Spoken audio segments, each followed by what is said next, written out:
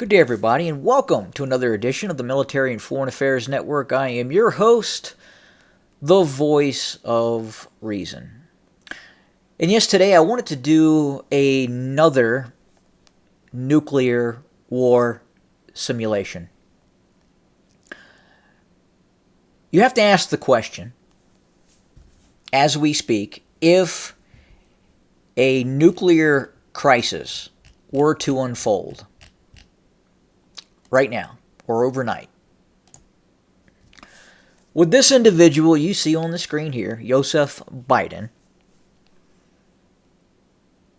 is he in any condition to be awoken in the middle of the night and informed that the possibility of general nuclear war was taking place?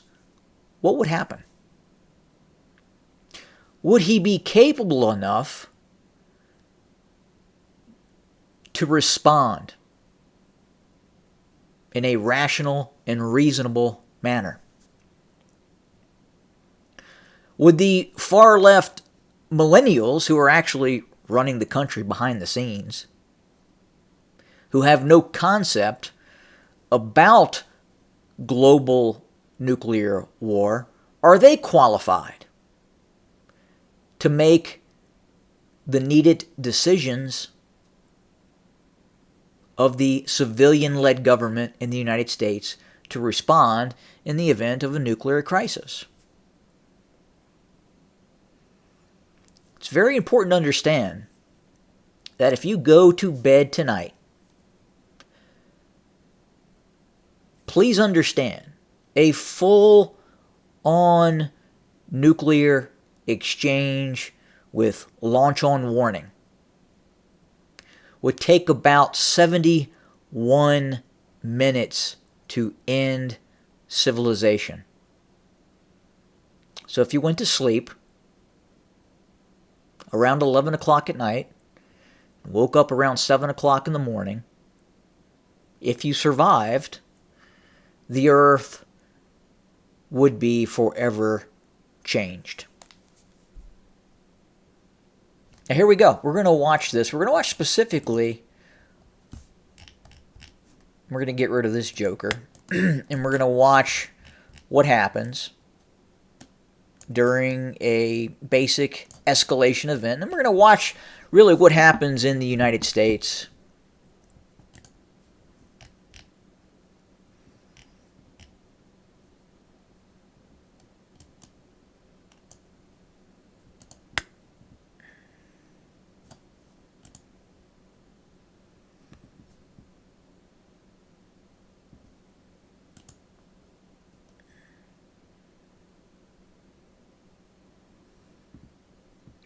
Full-on alert. The Russians attack NATO forces in Poland.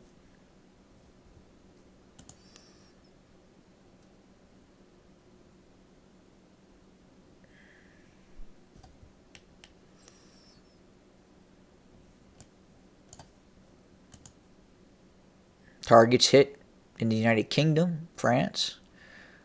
Full-on nuclear retaliatory strike by the United States against targets in the Russian Federation.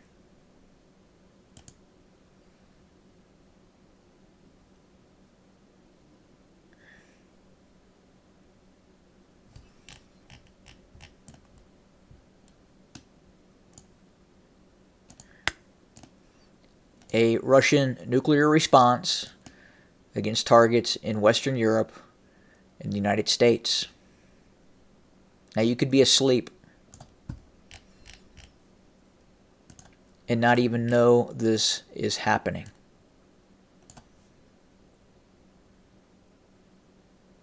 If you have a conversation with millennials, Gen Z, they are completely oblivious to this possibility.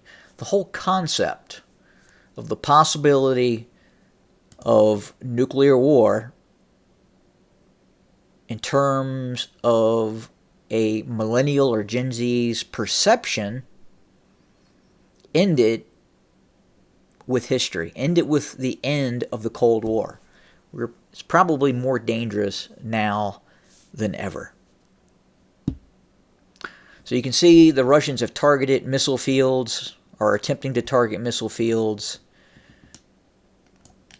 and the United States has launched its Minuteman missile systems.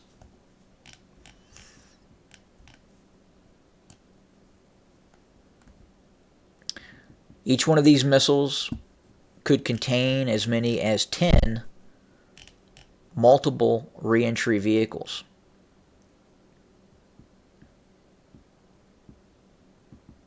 Each containing anywhere from 100 kiloton to a 1 megaton warhead. These are the entry vehicles, the red triangles designating an individual nuclear weapon, hitting targets throughout the United States.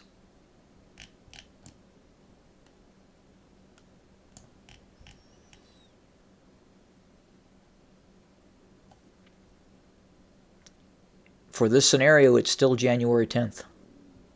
Less than a day has passed. Hours have passed.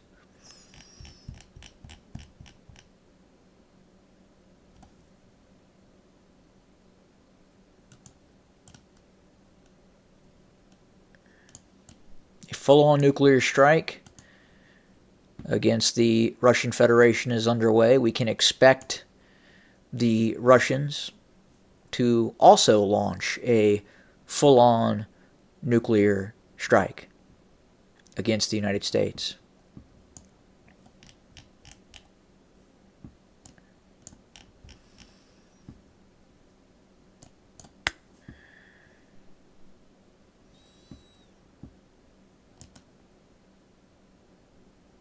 No one survives this. No one. The casualty estimates that I will display soon are based off the initial explosion by the nuclear devices, not the fallout, not what happens next. Now you can see the Russians are now launching from their ballistic missile submarines. You can see the Russians are also launching the remaining of their both road mobile and missile silo systems.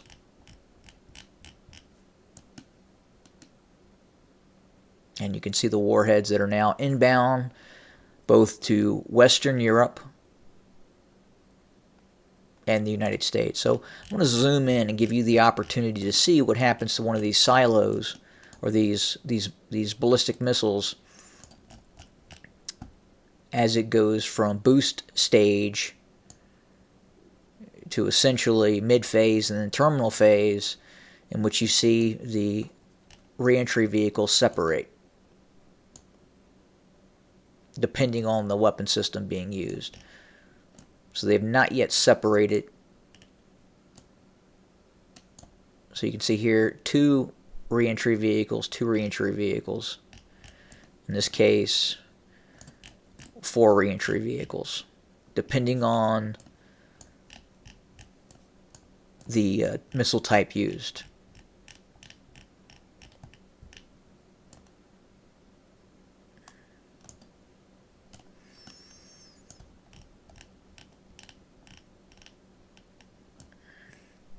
So you can see the vast arsenal of the Russian strategic rocket forces inbound to the United States.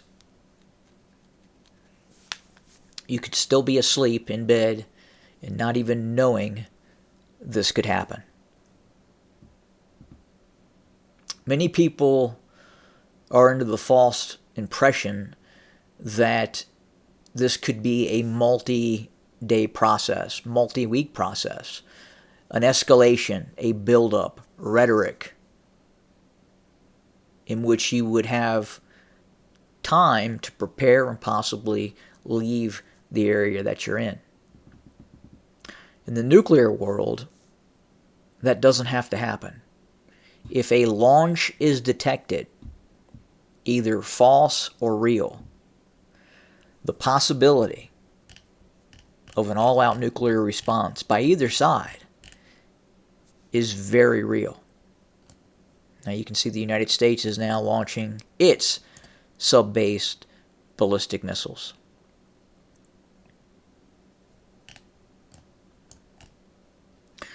The silo systems, the perception is here in the United States, the silo systems are use or lose.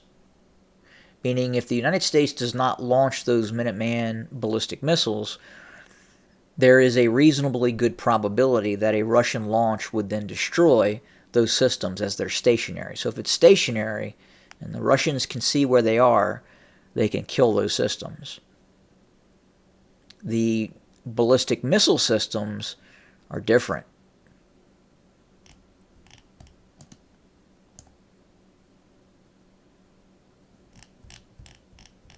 You see Canada's being hit.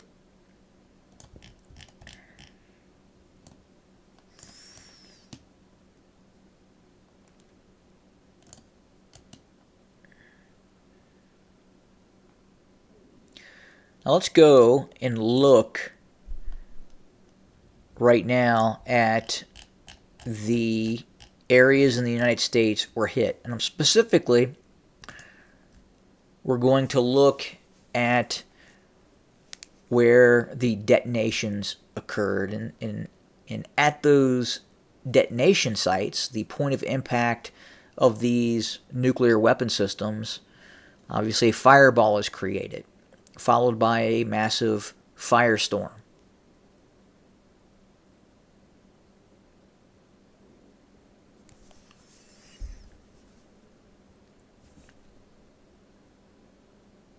It's a lot of data being calculated right now, as you can see.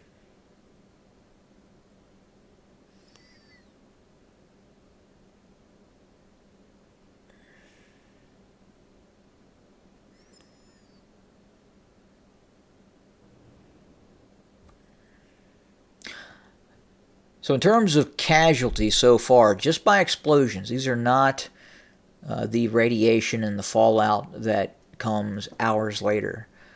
28 million Americans dead, 24 million Russians dead, 21 million Germans, 15 million French.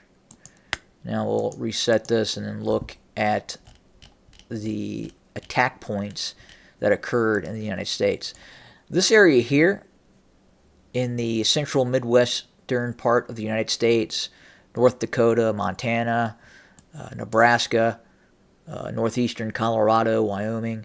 These are the Minuteman missile fields. All these areas were very much targeted by Russian missile strikes. These areas will almost certainly be permanently a no-go zone for humans. Hundreds upon hundreds of square miles hit by dozens upon dozens of nuclear weapons. Nuclear weapons that are many times stronger than the nuclear weapon or the atomic bomb that was used on Hiroshima and Nagasaki. Hiroshima and Nagasaki were hit by atomic weapons, first generation atomic bombs ranging from 15 to 21 kilotons. The weapons that will be used in the next nuclear exchange will be measured in hundreds of kilotons and megatons. These are hydrogen weapons. A nuclear weapon within a nuclear weapon that sets off the hydrogen bomb. Much more powerful than the early atomic weapons. And again, these are strikes, depending on the size. Again, you're looking at megatons versus possibly kilotons. Hundreds of kilotons. see one hit near Atlanta. The blue is the immediate casualties that were caused by fallout and radiation being driven by prevailing winds.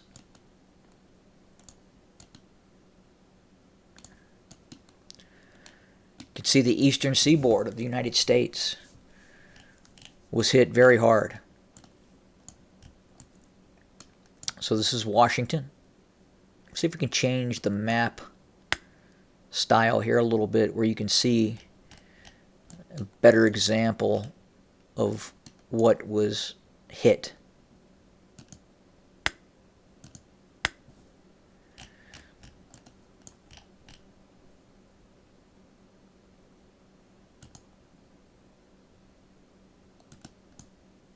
So you can see Washington, D.C.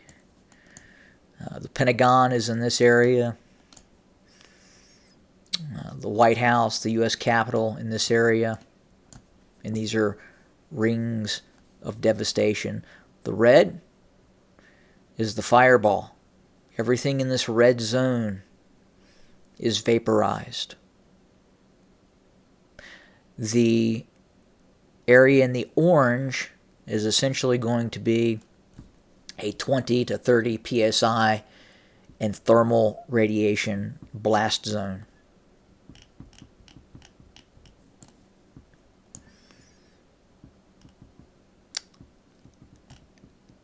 This was Andrews Air Force Base. And you can see here this was most definitely a 1+ megaton device that was used here, whereas the strikes against the Pentagon in Washington, D.C., you can see there is an induced possibility of error in which the weapon system probably fell to the south and hit Alexandria, Virginia. The aim point that hit the country's capital detonated just to the south of the mall in the U.S. Capitol area. But it was positioned to do massive damage to both the Pentagon, areas of northeastern Virginia, and then finally the Capitol itself. You can see out here other strikes. I'm guessing out here towards Hagerstown, Maryland, they went after Site R, or the Raven Rock facility.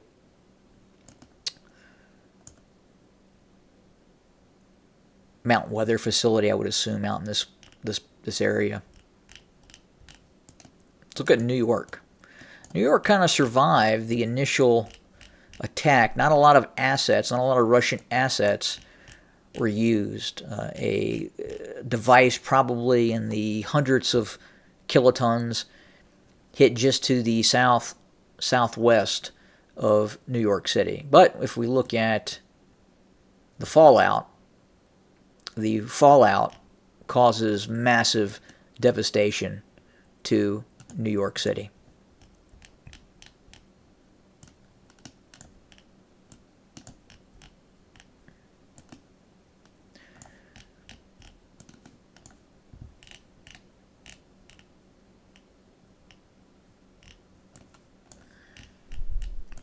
Chicago, multiple impact points. One just to the west by southwest of downtown Chicago. Again, if you look at the fallout dose, I guess in terms of prevailing wind, Chicago was spared.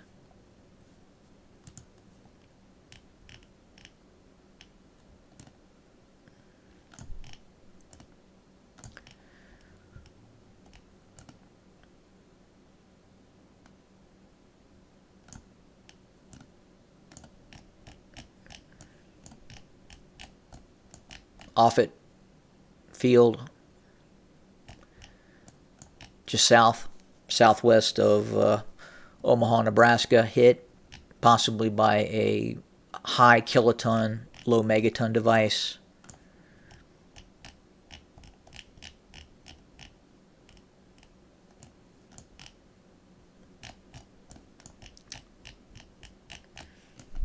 Buckley, very sensitive military site, east of Denver, hit. Colorado Springs, Cheyenne Mountain. Looks like they just used one device for Colorado Springs. Los Angeles, multiple hits. 1, 2, 3, 4, 5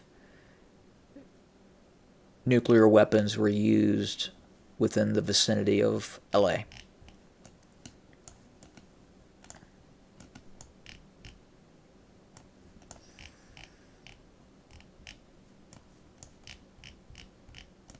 So now strategic bombers have departed.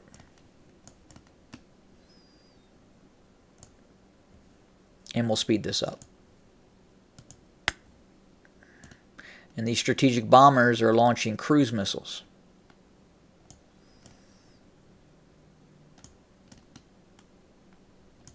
And you'll see further strikes being launched.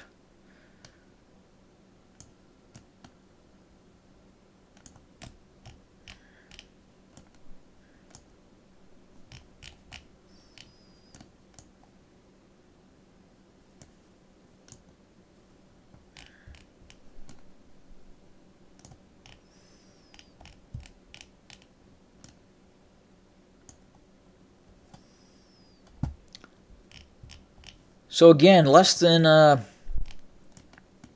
24 hours, the face of the world has completely changed.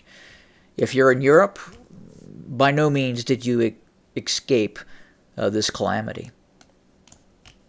Paris, annihilated.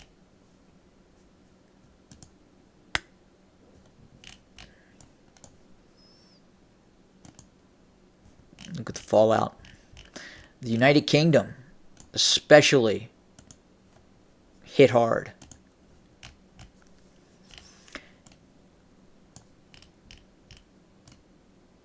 Strikes, multiple strikes, dozens upon dozens of nuclear strikes in the United Kingdom.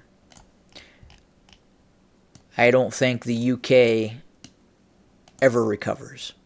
It will probably become an abandoned island. Gone. Forever.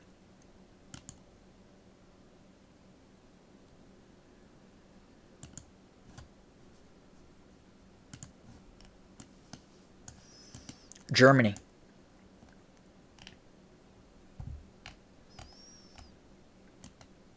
The same.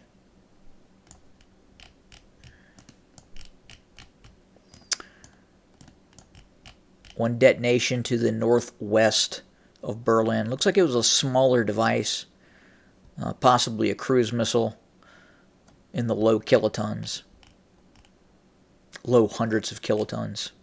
To the southwest of Berlin, a larger strike was made near Potsdam. Hamburg, completely devastated. And then we'll do a quick calculation. And again, this is not inducing casualties caused by fallout that will happen in days and weeks. The firestorms that will continue to burn asphalt roads in many areas will become like streams and rivers of hot lava.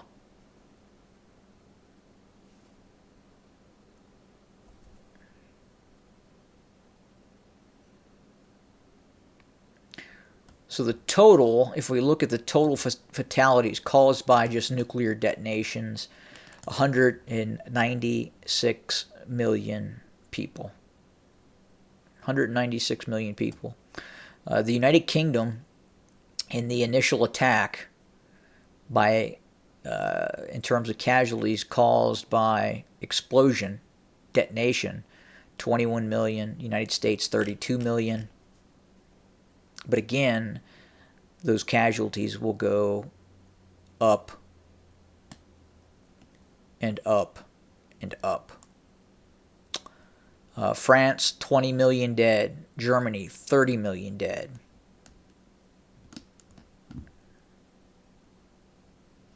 Canada, 3 million dead.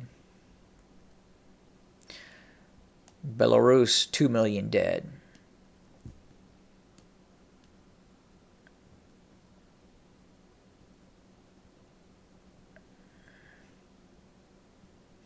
In terms of casualties, in Russia, 43 million dead. The United States,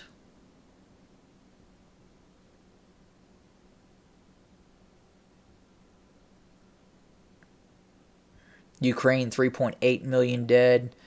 United States, 32.8 million dead. So 200 million in just the initial hours, not including the fallout. The metropolitan area of the Russian Federation is absolutely annihilated.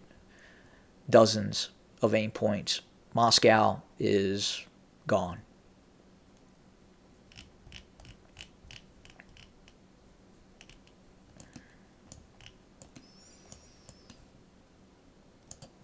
Madrid, capital of Spain, hit multiple times, 2 times.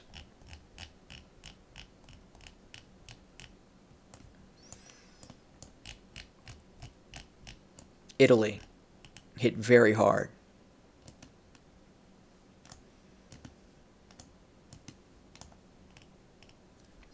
But probably the 2 countries that sustained the most damage in this nuclear Armageddon was the United Kingdom and Germany.